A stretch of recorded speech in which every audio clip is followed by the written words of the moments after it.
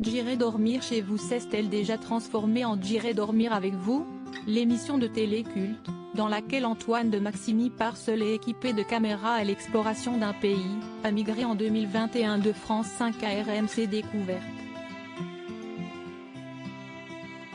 Son présentateur baroudeur raconte les moments les plus fous de cette émission créée en 2005, dans une interview accordée jeudi 20 avril à l'émission de télévision magazine Buzz Télévision.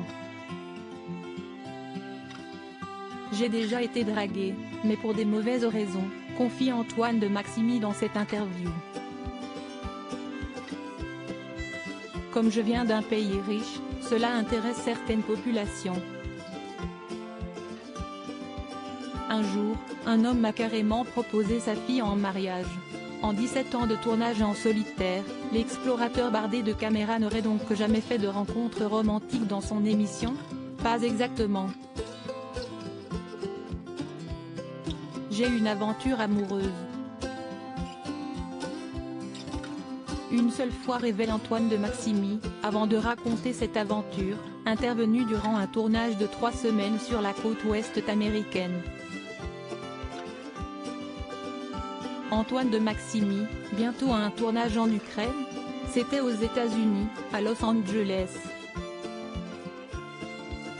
Il y a eu de la séduction et j'ai outrepassé ce que l'on voit dans l'émission à la télé, se souvient Antoine de Maximi pour l'émission Buzz Télévision, sans vouloir trop en dévoiler sur cette rencontre qui n'a pas été montrée dans J'irai dormir chez vous. C'était une américaine et ça s'est passé dans ma chambre d'hôtel, mais je ne vous donnerai pas plus de détails. Toujours à la recherche de nouvelles destinations, Antoine de Maximi explique également dans cette interview qu'il voudrait bientôt tourner un numéro en Ukraine. Mais cette destination l'effraie, et pas pour les raisons que l'on pourrait croire. J'aimerais y aller pendant la guerre, car on peut se rendre dans la majeure partie du pays au contact de la population.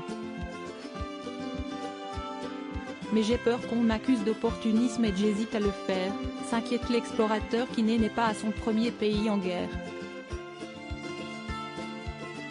Ce n'est pas le danger qui me fait peur, mais plutôt tous les réseaux sociaux qui sont des casse-couilles qui s'offusquent de tout. Je ne veux pas me mettre en porte-à-faux avec des haineux, ni provoquer qui que ce soit.